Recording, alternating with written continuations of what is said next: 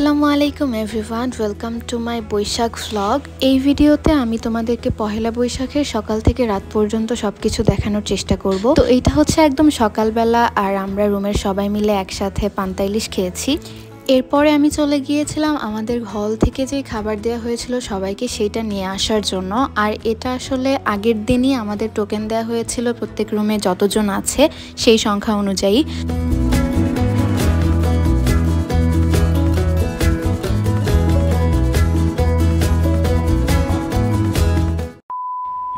এরপর আমি একটু ঘুরতে বের হওয়ার ডিসিশন নেই যে পহেলা বৈশাখে একটু ক্যাম্পাসে কিরকম অবস্থা থাকে এটা একটু ঘুরে দেখা যেতে পারে। আমার ইচ্ছা ছিল শাড়ি পরার, তবে আবহাওয়া এত বেশি গরম ছিল যে আমি পরে জামা পরারই ডিসিশন নেই, আর আমি এই জামাটা পরেছিলাম। তোমরা প্লিজ আমার মেকআপকে জাজ করো না, আমি ভালো মেকআপ পারি না। এইখানে আমি মেইনলি খাবারের ভিডিওর একটা ক্লিপ নেওয়ার চেষ্টা করছিলাম, যেটা প্রায় 1 মিলিয়ন প্লাস ভিউ হয়েছে। Thank you so much for that. তো এইটা হচ্ছে আমাদের খাবার যেটা হল থেকে দেওয়া হয়েছে। আই থিঙ্ক রিলটা মোটামুটি তোমরা সবাই দেখেছো। এরপর আমি একা একাই ঘুরতে বের হই। আসলে আমার খুবই কম সংখ্যক ফ্রেন্ড হলে, আর তাদেরকে আমি অ্যাপ্রোচ করেছিলাম, বাট সবাই কাইন্ড অফ বিজি ছিল এই দিন। তো আমি একাই বের হয়ে পড়ি, আর আমার ভালোই লাগতেছিল একা ঘুরতে। এই যে আমি কার্জনে চলে এসেছি, আর কার্জনে আসার পর এক্সট্রিমলি আমার খারাপ লাগতেছিল এটা ভেবে যে আমি কেন একা একা বের হতে গিয়েছি। এখানে সবাই কারো না কারোর সাথে এসেছে, আর সবাই তার পার্টনারদের ছবি তুলতে ব্যস্ত। তো I was feeling so awkward যে আমি এক্স্যাক্টলি কাকে জিজ্ঞেস করবো আমার ছবি তুলে দেওয়ার জন্য। তো এই যে দেখো আমার অবস্থা। বেসিক্যালি সবাই এখানে কারো না কারোর সাথে আসছে, ফ্রেন্ড, ক্লোজ পারসনস, ওর কেউ একজন কারোর সাথে আসছে। But look at me, I have guts to roam around just by myself. আমার কাউকে দরকার নাই, আমি একাই ঘুরতে পারি। সো আমি একাই ঘুরবো।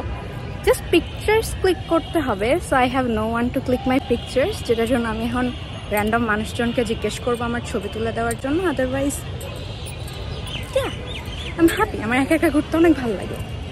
2000 years later. এক্সকিউজ মি ভাইয়া, আমাকে একটা ছবি তুলে দেওয়া যাবে?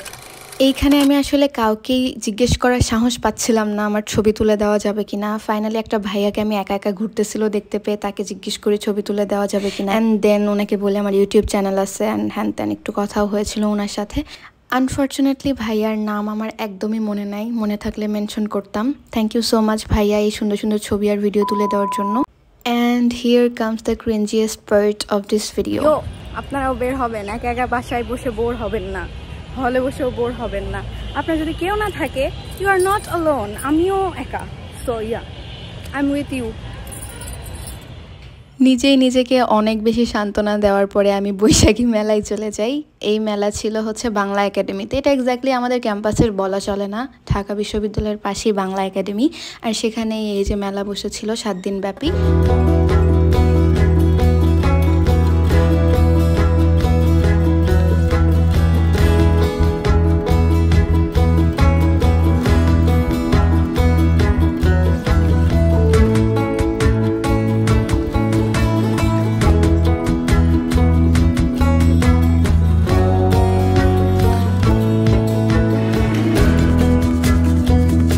এটা আসলে খুবই টিপিক্যাল বৈশাখী মেলার মতোই ছিল। হ্যান্ডিক্রাফটের জিনিস, কাপড় চোপড়, খাবার দাবার, মানে খুবই মিনিমাল একটা মেলা।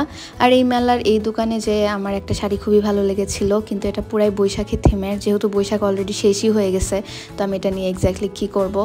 বাট এই পেজের নামটা আমার মনে নাই। যদি নেক্সট ইয়ারে কিনি এই টাইপের কোনো একটা শাড়ি কেনার চেষ্টা করব।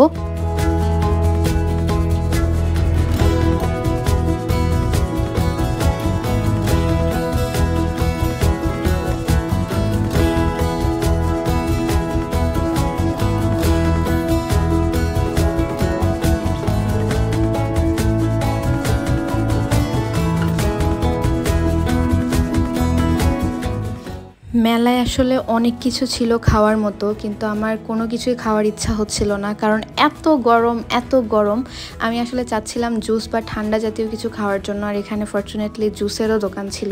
এই দোকানের জুসগুলো আমার কাইন্ড অফ ফ্যান্সি লাগে, আর এখানে অনেক বেশি সেল হচ্ছিল। তো এখান থেকে আমি কাঁচা আমের একটা জুস নিয়েছিলাম। টেস্ট আহামরি ভালো ছিল না, কিন্তু গরম ছিল যেহেতু খেতে ভালোই লাগছিল। তো এরপরে আমি চলে আসি টিএসসিতে। টিএসসিতে এসেই ফার্স্টেই আমার এই পোস্টারের দিকে নজর চলে যায়। এটা হচ্ছে জুলাই রেভলিউশনের পরে আমরা কি কি হারিয়েছি কি কি পেয়েছি তার একটা পোস্টার, যেটা আমার খুবই ফানি লেগেছে।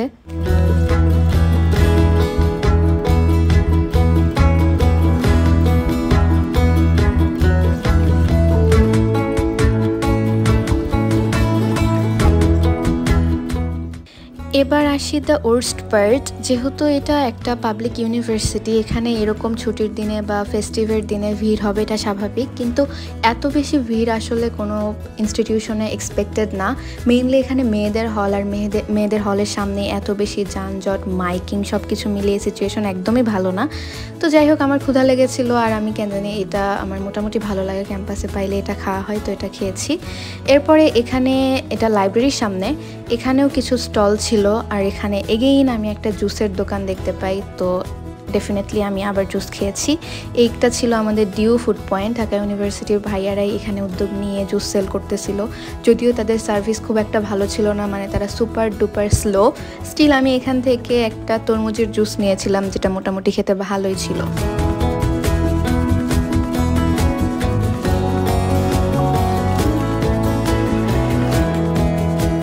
এরপর আমি চলে যাই আমাদের ক্যাম্পাসের মেলায়, যেটা হয়েছিল কলা ভবনের সামনে যে বটতলা আছে সেখানে। আর এটা খুব সম্ভবত অর্গানাইজ করেছিল কোনো একটা পলিটিক্যাল পার্টি, আর এইটা মোটামুটি ভালোই একটা মেলার আয়োজন ছিল। কিন্তু আমি যেহেতু বিকেলে গিয়েছি, আর মেলাটা যেহেতু সকাল থেকে হচ্ছে, অধিকাংশ স্টলের জিনিসপত্র বিক্রি হয়ে গেছে, অনেক স্টল তো উঠিয়েই নিয়ে গেছে। কিন্তু এই যে এখানে বায়োস্কোপ দেখতে পাচ্ছ, কিন্তু বায়োস্কোপে এত বেশি ভিড়, একই সাথে নাগরদোলায়ও এত বেশি ভিড় যে আমার দীর্ঘ সময় লাইনে দাঁড়ানোর কোনো ইচ্ছা ছিল না। বাট এই যে এখানে আমি এইটা পেয়েছিলাম, এটাকে অ্যাকচুয়ালি কি বলে আমি জানি না, চরকি বা কিছু একটা। তো এই কালারফুল জিনিসটা আমার খুবই ভালো লেগেছে, ছোটোবেলায় এগুলো মেলাতে গেলেই কেনা হতো।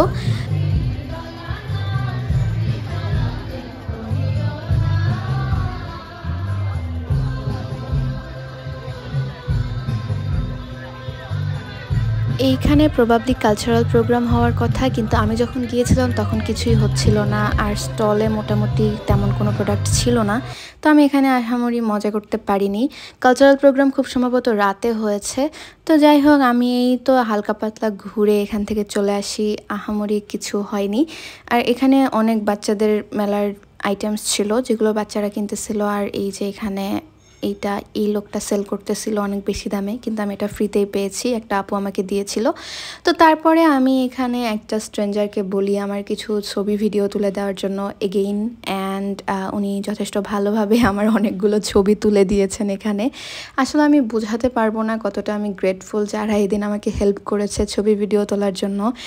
এখন হয়তো আমি আরও বেশি একা একা ঘুরতে বের হওয়ার বা সলো ট্রিপে যাওয়ার সাহস পাবো। তো যাই হোক, আসার সময়ের ভিডিও এটা। আর আসার সময় রিক্সাওয়ালা আমাকে কার্জনে নামিয়ে দিয়েছে, হল পর্যন্ত নিয়েই যেতে পারেনি, কারণ এত বেশি ভিড় ছিল। আর কার্জনে ঢুকে আমি কাইন্ড অফ অবাকই হয়ে যাই, কারণ কার্জন তখন উন্মুক্ত করে দেওয়া হয়েছে, আর এত বেশি মানুষ, মনে হচ্ছে আমি কোনো পার্কে চলে এসেছি, বা পার্কেও হয়তো এত বেশি মানুষ হয় না। তো কি আর করা যাবে, গেট যেহেতু খুলে দিয়েছে, আমি মানুষদের দেখতে দেখতেই হলে যাচ্ছিলাম। এই যে দেখো তোমরা কার্জন হলের অবস্থা।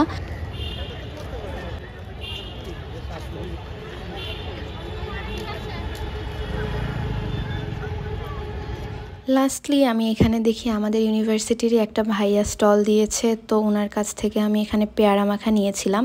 তো যাই হোক, দেখা হবে অন্য কোনো ভিডিওতে। বাই।